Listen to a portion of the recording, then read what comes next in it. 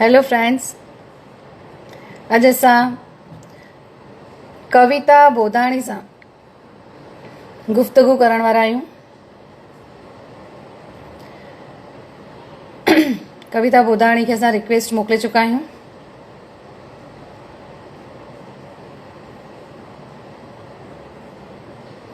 असांजा तमामु घणा व्यूअर्स ऑनलाइन आहिनि।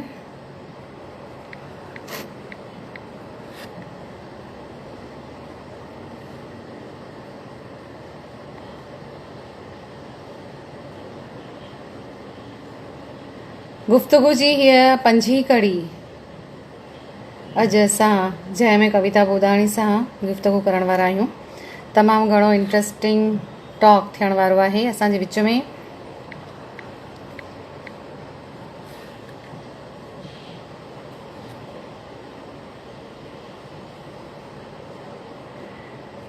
रिक्वेस्ट मोकिले चुका आहियूं। कनेक्शन में थोड़ी देर थी रही आहे।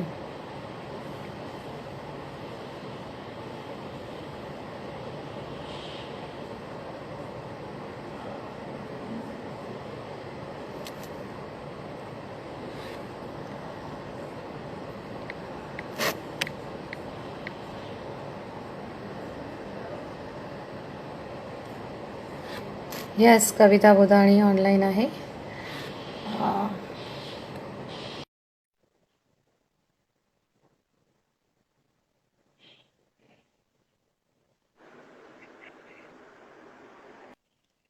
Hi, hi, welcome. thank you. Good to see you on मजे में? Thank you so much. छो ॿिया माण्हू टाइम ते न ईंदा आहिनि छा? टाइम ते ईंदा आहिनि पर कॾहिं टेक्निकल इश्यूज़ थींदा आहिनि त थोरो हेॾा होॾा टाइम थी वेंदो आहे। अॼु हा, असां thank God अॼु हेड़ो थोरो न थियो। जी बिल्कुलु। कविता, तव्हांजो स्वागत आहे असांजे गुफ़्तगू जी हिन पंजी कड़ी में। Thank you so much हीना जी। जय झूलेलाल, तव्हांखे बि ॾाढो मज़ो थो अचे तव्हां सां गॾु जुड़ी करे। जी, असांजी रिवायत आहे हिकु प्रेयर सां असां पंहिंजी शो जी शुरूआत कंदा आहियूं। हीअ सामी साहिब जी वाणी आहे। सतगुरु जहिड़ो शाह कोन ॾिठोसीं काथाई, पर्ची ॾिनी पंहिंजी पंहिंजो आत्म धन अता, नकी पुछई ज़ात नकी पुछई पात, करे मन चाह सामी छॾियई छिन में। ईश्वर जी जॾहिं कृपा थींदी आहे त सभिनि जे मथां हिकु जहिड़ी थींदी आहे। उनमें ज़ात पात ईश्वर या सतगुरु न ॾिसंदो आहे। कविता जो इंट्रो में बिल्कुलु पंहिंजे बिल्कुलु सही। फ्रेंड्स सां करायां पहिरीं।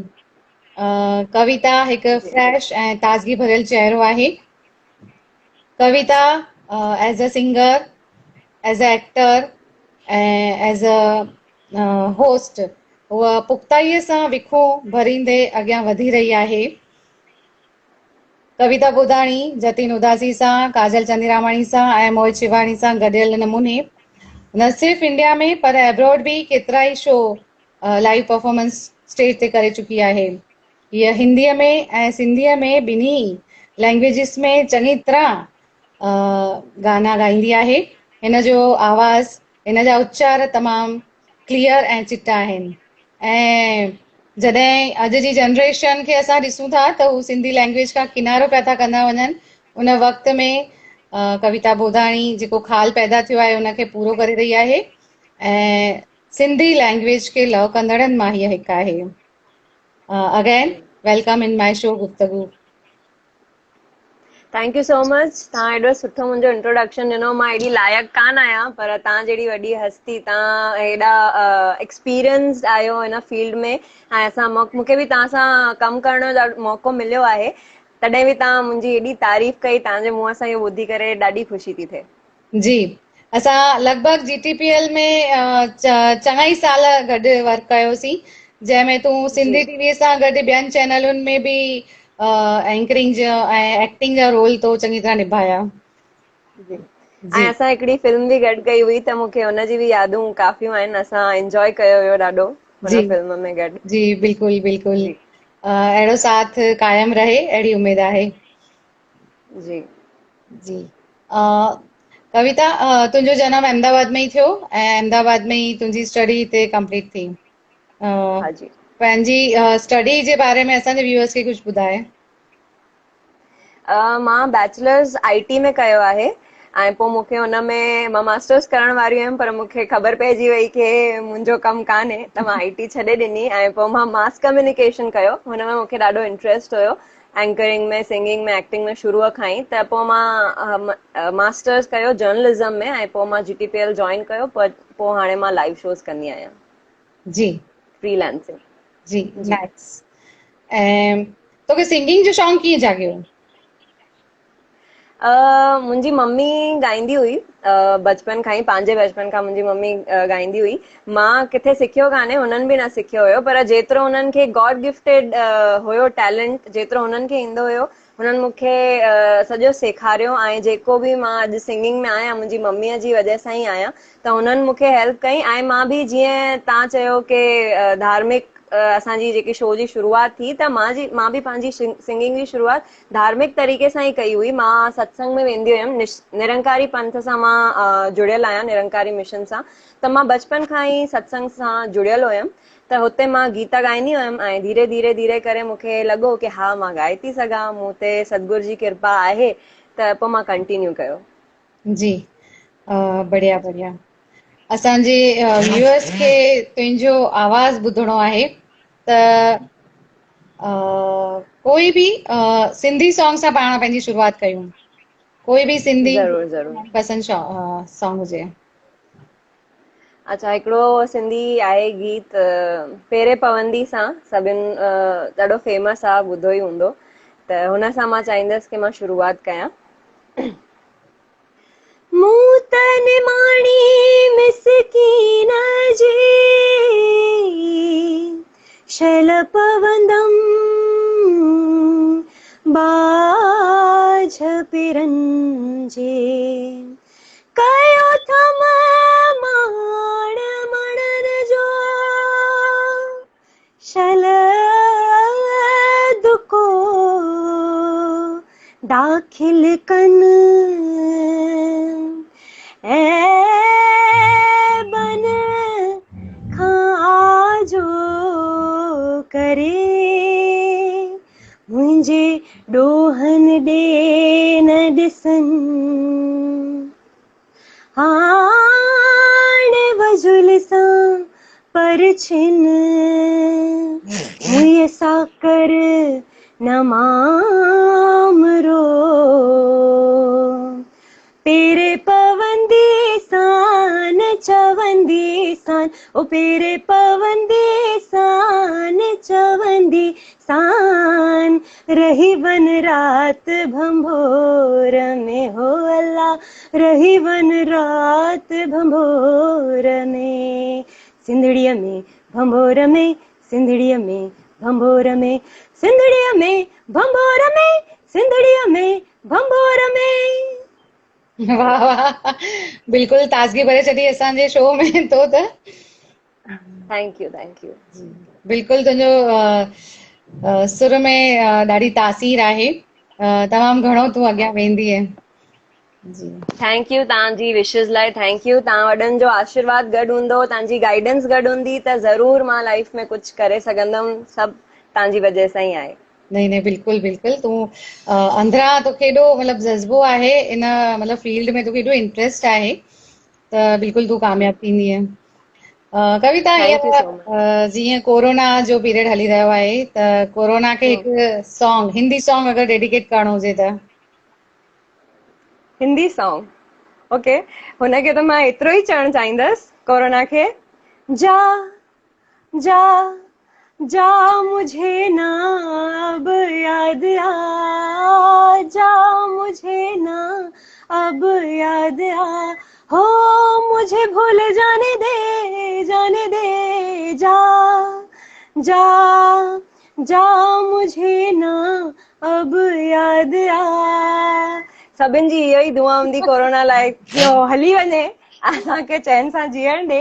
हूअं बि अहमदाबाद रेड ज़ोन लॻियो पियो आहे, लॻे नथो कि लॉकडाउन खुलंदो, लॉकडाउन 4.0 चालू थी वेंदो, हीअं लॻे थो, न्यूज़ में बि हीअं अज़म्पशन्स आहिनि, त इहो ई चवणु चाहींदसि कि तूं जा। सही ॻाल्हि आहे, बिल्कुलु बिल्कुलु। ऐं हे यादि आयो, लॉकडाउन जो पीरियड हली रहियो आहे, उनखे हिकु सॉन्ग डेडिकेट कर। तव्हां त मुंहिंजी टेस्ट था वठो। ओके, लॉकडाउन ॾाढो सीरियस पीरियड थी वियो आहे, ॾाढनि माण्हुनि खे ॾाढी प्रॉब्लम्स थी रहियूं आहिनि, ॾाढो सोचण जहिड़ो विषय थी वियो आहे। इकोनॉमी थी किरे, माण्हू जी मौत थी थिए ऐं बीमार था थियनि, घरनि में ॿारनि खे प्रॉब्लम थी थिए, शयुनि वठण में प्रॉब्लम थी थिए, ॾाढी प्रॉब्लम्स आहिनि। त हिकिड़ो सीरियस गानो मूंखे यादि थो अचे, पंछी नदिया पवन के झोंके, कोई सरहद ना इन्हें रोके, सरहद इंसानों के लिए है, सोचो तुमने और मैंने क्या पाया इंसान हो के, पंछी नदियाँ पवन के झोंके, कोई सरहद ना इन्हें रोके। त इहो ई आहे की इंसान खे जे लाइ सरहदूं आहिनि ऐं पंछी त फ्री घुमनि था, त ॾाढो सीरियस मैटर थी वियो आहे इहो। जी बिल्कुल, पंछी आज़ाद आहिनि, असां पिंजरे में क़ैद आहियूं। पिंजरे में क़ैद आहियूं, बिल्कुलु। जी बिल्कुल बिल्कुल। तो सिंधी फिल्मुनि में पंहिंजो सुर ॾिनो आहे कविता? हा, मां नरेश उदानी जी जेके डायरेक्टर आहिनि हिते, हुननि वरदान फिल्म ठाही आहे, मासूम फिल्म ठाही आहे, हुननि जी जेकी फिल्म आई हुई वरदान, हुननि में मां ॾिनो हुयो पंहिंजो आवाज़ ॾिनो हुयो। हिकु दफ़ो हिकु ई इन फिल्म में मां पंहिंजो सिंधी फिल्म में त आवाज़ ॾिनो आहे, वधीक में न ॾिनो आहे। जी। त पर ॾाढो सुठो ब्रेक हुयो, ॾाढो सुठो कयो हुयो हुन सॉन्ग। जी। मुकेश रूपेला सर हुनखे कंपोज कयो हुयो, संदीप जी हुननि खे ॾाढा सुठा कीबोर्डिस्ट आहिनि असांजे सिंधी समाज जा, अहमदाबाद में ॾाढो हुननि जो नालो आहे, संदीप थदानी जी, हुननि कंपोज कयो हुयो, म्यूज़िक ॾिनो हुयो। अने ऐं रूपेला अंकल हुनखे मास्टरिंग कई हुई, सॼो स्टूडियो जो वर्क हुननि जो हुयो, त ॾाढो सुठो प्रोडक्शन हुयो ऐं मूंखे चांस मिलियो हुयो हुन में ॻाइण जो। जी। कविता, तूं एज़ अ एंकर भी अॻियां वधी रही आहीं, एज़ अ सिंगर भी अॻियां वधी रही आहीं, ऐं एक्टिंग भी किथे किथे तूं कई आहे, त तोखे इन्हनि सभिनि फील्ड्स मां मतिलबु कहिड़ी फील्ड मतिलबु तोखे वणी रही आहे, दिलि सां वणे पई थी तोखे? हिननि मां हिकु बि न आहे एक्चुअली, मूंखे सभिनि खां वधीक डांसिंग वणंदो आहे, क्लासिकल डांस करणु मूंखे ॾाढो वणंदो आहे, पर मूंखे अहिड़ो कोई अपॉर्चुनिटी न मिली आहे जंहिंसां मां क्लासिकल डांस किथे करे सघां, छो की हेॾो प्लेटफॉर्म हाणे असांजे क्लासिकल डांस खे मिली न रहियो आहे, एॾो फेमस कान्हे, पर सुठे लेवल ते उहो हली रहियो आहे, पर मूंखे हेॾी अपॉर्चुनिटी न मिली आहे। पर हुन खां पोइ मूंखे एक्टिंग वणंदी आहे, छो की मूंखे लॻंदो आहे की एक्टिंग में मां डांसिंग बि इंक्लूड करे सघंदी आहियां, मुंहिंजो होस्टिंग जो टैलेंट बि हुन में अची वियो ऐं मूंखे ॻाइणो आहे त उहो बि हुन में अची वियो, त हिन करे मूंखे एक्टिंग प्रेफरेबल आहे। दो मां हेॾी एक्टिंग कई कान्हे, कुझु म्यूज़िक एल्बम्स कया आहिनि, ॿ टे फिल्मूं कयूं आहिनि, शॉर्ट फिल्म्स कयूं आहिनि, पर हुन खां वधीक करण जो मौक़ो न मिलियो आहे। सभिनि खां वधीक मां होस्टिंग कई आहे, हुन में मूंखे ज़्यादा अपॉर्चुनिटीज़ वधीक मिलियूं आहिनि, ऐं सिंगिंग भी कई आहे मां लाइव शोज़ में। बराबर जी। हिन वक़्तु जॾहिं यंग जनरेशन जेका आहे उहा सिंधी लैंग्वेज ॻाल्हाइण में बि मतिलबु कतराए थी पई, ऐं तूं मतिलबु फ़ख़ुर सां ईअं पुख़्ता क़दम खणी करे अॻियां वधी रही आहीं ऐं पंहिंजी लैंग्वेज खे वधाए रही आहीं। झंडो हाणे तुंहिंजे हथ में आहे, तोखे सिंधी कल्चर खे, असांजे सिंधियत जे वरसे खे तोखे संभालणो आहे। तूं जॾहिं पाण जेतिरा पंहिंजी एज जा जीअं कलाकार ॾिसंदी हूंदी, सिंधी कलाकार, त कीअं तोखे महसूस थींदो आहे? मूंखे ॾाढो सुठो लॻंदो आहे जॾहिं यंग कलाकार सिंधी जा अॻियां ईंदा आहिनि, जीअं असांजा यंग कलाकार जीअं मोहित शेवानी थी विया, जतिन उदासी, वंदना निरंकारी, हे जेके बि कलाकार आहिनि इहे यंग आहिनि, मुंहिंजी एज जा आहिनि, ऐं हे सभु सुठो करे रहिया आहिनि सिंधी फील्ड में, ऐं माण्हू उन्हनि खे पसंदि था कनि, ऐं धीरे धीरे जेकी असांजी अचण वारी पीढ़ी आहे हिननि खां इंस्पायर थी करे सिंधियत खे ज़रूरु अॻियां वधाईंदी, अहिड़ो मुंहिंजो विश्वास आहे। सिंधी लैंग्वेज अमर आहे, सिंधियत अमर आहे, कॾहिं लुप्त न थींदी। त मां विश्वास ॾियणु चाहींदसि जेके असांजा झूनी पीढ़ी जा माण्हू आहिनि उन्हनि खे ॾाढी टेंशन थींदी आहे की असांजी यूथ छा कंदो ख़बर कान्हे, ॻाल्हाईंदा बि कान्हनि, रीडिंग राइटिंग त ॿी ॻाल्हि आहे, जो रीडिंग राइटिंग त मूंखे बि न ईंदी आहे, पर मूंखे लॻे थो की ॻाल्हाइण ऐं जेको कल्चर आहे सिंधी कल्चरल एक्टिविटीज़ आहिनि, सिंधी डांस आहे, छेॼ आहे, इहो जेको सभु आहे कॾहिं बंदि न थींदो, हे हलंदो ई रहंदो। जी, ॻाल्हाइण या ॿोलाइण नथी अचे, बट मतिलबु ॻाल्हाइण अचे थी, लिखण ऐं पढ़ण नथी अचे, पर असां जेको ॻाल्हायूं था उन सां ई त असांजी जेका कल्चर आहे उहो प्रिज़र्व थी रहियो आहे। बिल्कुलु, इन करे घर में इहो हिकु चवंदा ई असांजो चवंदा आहिनि न द लास्ट रिज़ॉर्ट, इंग्लिश में हिकिड़ो ईडियम आहे द लास्ट रिज़ॉर्ट, ते आख़िरी जेको रास्तो आहे असां वटि इहो ई आहे की असां ॻाल्हाईंदा रहियूं, असांजी नेक्स्ट जेकी पीढ़ी आहे उन्हनि खे बि ॻाल्हाइण त सेखारियूं, छोकी थोरो डिफिकल्ट थी वियो आहे लिखण ऐं पढ़ण। तव्हांखे त जो ईंदो आहे, केतिरा ई सिंधी दिग्गज आहिनि उन्हनि खे ईंदो आहे, केतिरा में बि यूथ बि हूंदा जेके लिटरेचर में पंहिंजो योगदान ॾेई रहिया आहिनि, उन्हनि खे ईंदी आहे पढ़ण बि, पर ॾाढा घटि माण्हू आहिनि, वेरी लेस। जी, पर मतिलबु अगरि चाहियूं त सिखणु काई ॾुखी कोन्हे पंहिंजी लैंग्वेज, छोकी घर में त ॻाल्हायूं ई था, सिर्फ़ु उहा लिपि सिखणी आहे। ऐं अॼुकल्ह त देवनागरी लिपि बि हली रही आहे, देवनागरी लिपि ऐं रोमन लिपि आसान आहे लिखणु। जी, जीअं असां स्क्रिप्ट लिखंदा हुआसीं तव्हांजे लाइ, त रोमन लिपि में लिखंदा हुआसीं ऐं देवनागरी में। जी, पर मूं जहिड़ा जेकी मूं में कमियूं आहिनि मां तव्हांजे साम्हूं चवणु चाहींदसि, ऐं मां आशीर्वाद घुरंदसि कि कमियूं हली वञो, उहो इहो आहे कि मां त सिंधी जॾहिं लिखंदी आहियां, इंग्लिश में लिखंदी आहियां सिंधी बि, ऐं पोइ पढ़ंदी आहियां, त ही सभु जेकी कमियूं आहिनि, असांखे आदतूं आहिनि जेकी सुठियूं कान्हनि, ही सभई आदतियूं हली वञनि ऐं असां महत्व वधीक ॾियूं पंहिंजी मातृभाषा खे, त ॾाढो सुठो रहंदो। जी, बिल्कुलु बिल्कुलु। हाणे वेंदे वेंदे कविता हिकु मतिलबु मुंहिंजे लाइ हिना अगनाणी जी खे हिकु डेडिकेट करण जे लाइ सॉन्ग तोखे मां चवां ॻाइण लाइ, त तूं कहिड़ो सॉन्ग ॻाईंदीअं? तव्हां मुंहिंजे लाइ ॾाढा आदरणीय आहियो, तव्हांजी मां ॾाढी रिस्पेक्ट कंदी आहियां, तव्हांखां बि मां ॾाढो कुझु सिंधी टीवी में कमु कंदे टाइम ॾाढो कुझु सिखियो हुयो, त मां हिकु ई गानो तव्हांजे लाइ मूंखे यादि थो अचे, उहो इहो आहे, तू कितनी अच्छी है, तू कितनी भोली है, प्यारी प्यारी है हीना हीना।